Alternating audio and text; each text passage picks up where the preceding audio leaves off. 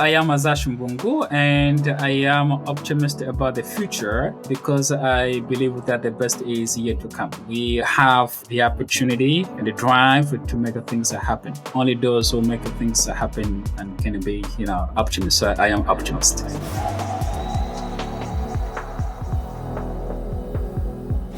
Future optimist. Is there anything you're less optimistic about? Wow, that's quite a tough question. I don't think so. I mean, You're an eternal optimist. The no, world I is don't. great. I don't quite think so. I'm not trying to force your hand. Yeah, I mean, I don't want to sound too political, okay, because of what is going on around the world. And we have like a war in Ukraine. We have instability in some parts in sub-Saharan African countries. And we have immigration issue in this country. So there is a kind of a stigma, okay, towards an immigrants. I can say not all immigrants, but still, I remain optimistic because I think optimism is that what drives change, that what drives entrepreneurial change and entrepreneurial innovation. Yeah. All right. Good answer. Good diplomatic answer. Hopefully not too political. So for those listening, we're doing a little mini episode, a special episode, following up with my good friend, Dr. Masachs. Now, when we last spoke, you had written a book, a memoir, which I've got right here. Ooh, the power of personal history.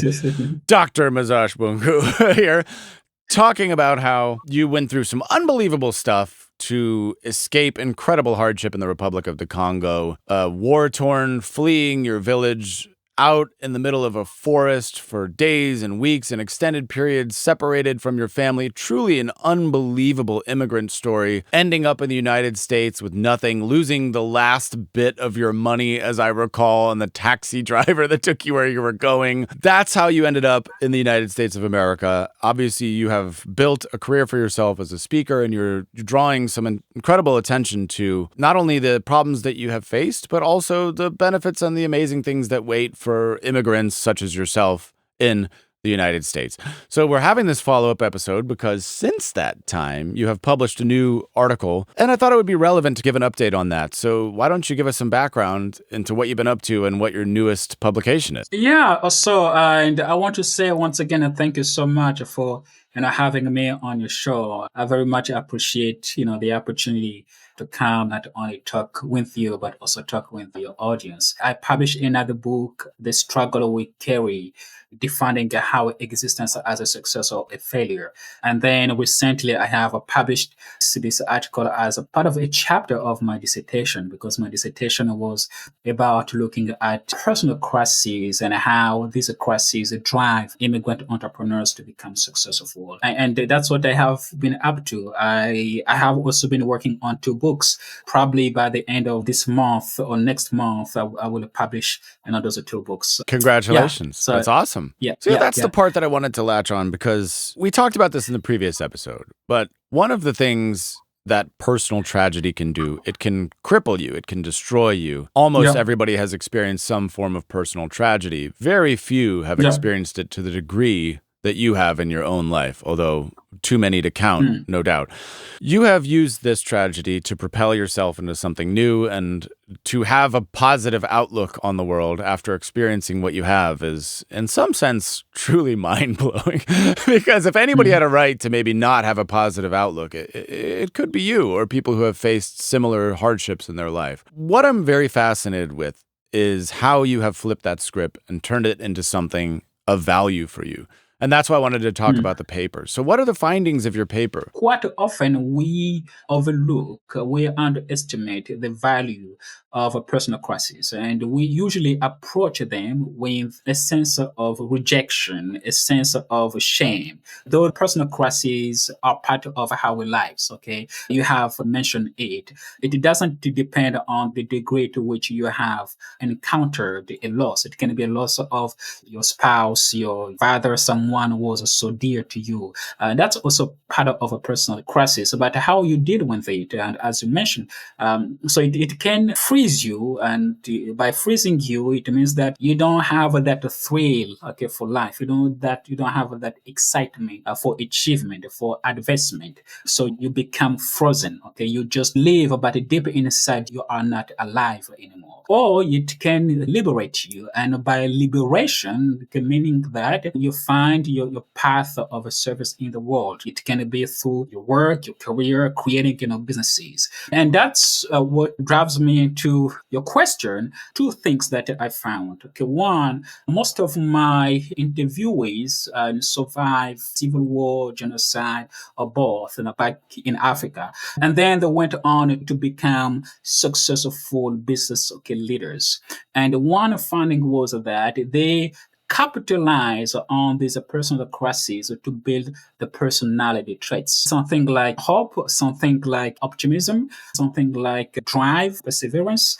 And as you mentioned optimism, listen, there are no more optimistic people than entrepreneurs or than business leaders. If you want to lead business, you have to be optimistic. That's a part of your DNA. And if you cannot, have it, you can build it, through your crisis that you went through. So that's number one. And number two, of course, they look at the personal crisis as something that has enabled them to be ready-made for any future business challenges. So meaning that if they have been able to survive what they survived, nothing can threaten them anymore. Then Whatever can happen. a delay of getting a business tax certificate approved is minuscule in comparison. Of course, they compared will to always genocide.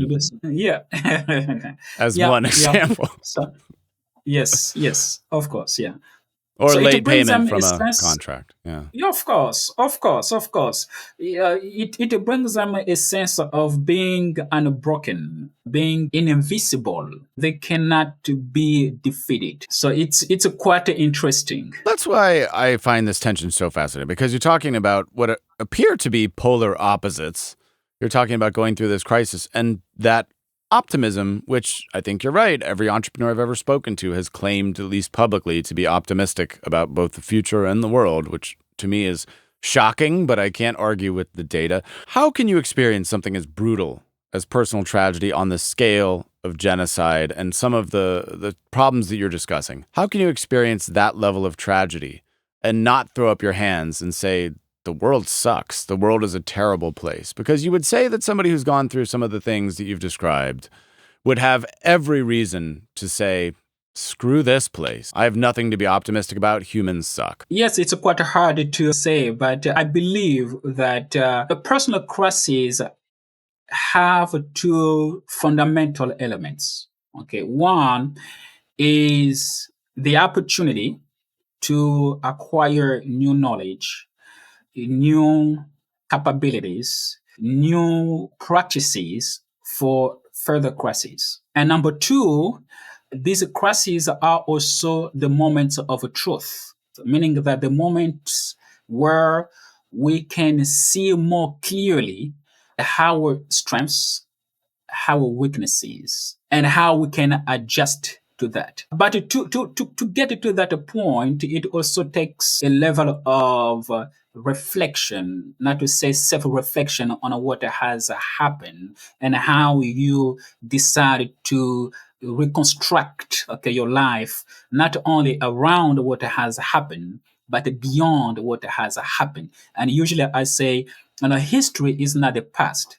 History is who we are. History invokes inspirations that shape our future, that present and future conditions. And our crises are part of who we are. And the moment we deny the crisis that we go through, it means that we are denying ourselves the opportunity not only to grow, but the opportunity to create the entrepreneurial change that we want to see in the world. Incredible. So how many people did you track for this study? How many different entrepreneurs did you monitor? Around 25. 25. Okay. And what are some of the takeaways that we who have experienced crisis? I had a personal crisis. You talked about being separated from your family, walking for miles and miles, being in a remote jungle, not knowing where your food and water is going to come from, all of that. I have an equally distressful personal crisis. Yesterday, the mailman, on the outgoing mail, he pulled a piece of my mail and he ripped the corner off. That's bad, right? That's a horrific personal tragedy. I think we can both agree. Genocide, mishandling my mail, roughly equivalent, right? Yeah, of course. But as I said, it depends on You're what too you diplomatic. how it depends on You're how too you want diplomatic, to. man. No. It just depends on how you want to equate it. Okay, Yeah. All but right. also I'm looking it forward to hearing depends this. on. Yeah, it also depends on how you look at your crisis. It can be a moment Yeah. of awakening, but the real problem is you as a person That's and always the you problem. as an individual. Of course, that's you. So how do you reflect on that? What kind of influence, what kind of impact that it has exerted upon you? Okay, so there is no way to quantify the impact, but you deal with it by yourself, and you know if this is a moment of awakening or not, if this is what I call the stimulus of truth or not. Very good. In the future, if this entrepreneurship thing doesn't work out, you have a long career as either a therapist or a lawyer ahead of you. That was brilliant maneuvering. The way you take my nonsense and turn it into something meaningful. Bravo. Your patience is infinite.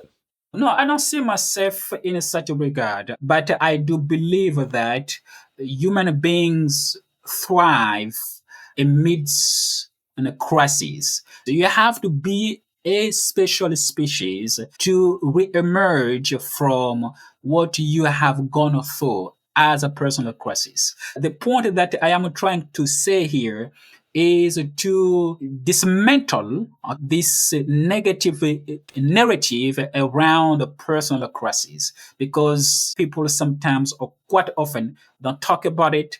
And quite often, when you talk about it, they may laugh, they may have a certain judgments on you. But listen, this country is the only country where the story of a loser, quote unquote, someone who lost before, has a camel back and succeed, is praised. It is only in this country that the story of such a man is praised. We love a They comeback. say, We love a of comeback. course.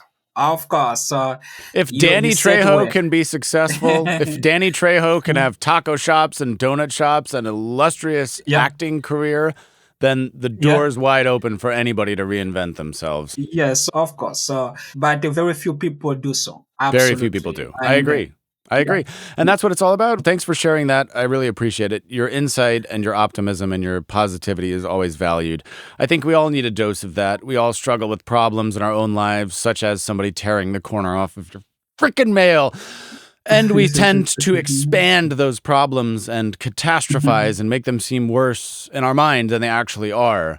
So it's refreshing to know that somebody like you is studying not only how immigrants see entrepreneurship in this country or see America in general, but also how people who have dealt with extraordinary hardships, the kind that I fortunately can only imagine, have bounced back and not only done well, but thrived in spite of that. It's just a great story for everybody. So the final word, as always, is yours. What can people do to support you, to check out your paper, your books, anything you like? Two things. One, the story of these immigrant entrepreneurs is a part of American story. Yeah. It's a part of what America is. America thrives amidst adversity. America never surrenders. America always comes back. So this story, of course, reflects the spirit of innovation, the spirit of entrepreneurship, the spirit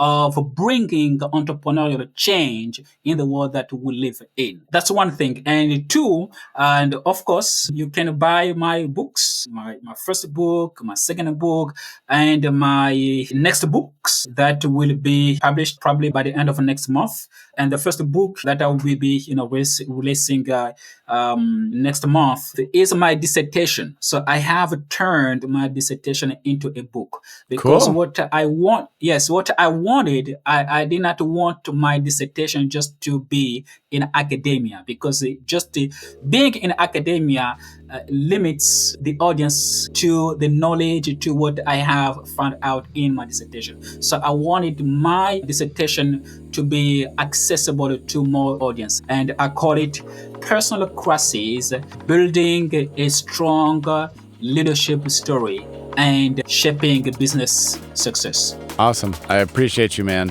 Thank you for sharing, and thank you for keeping up the good work. With that, this little mini episode is over.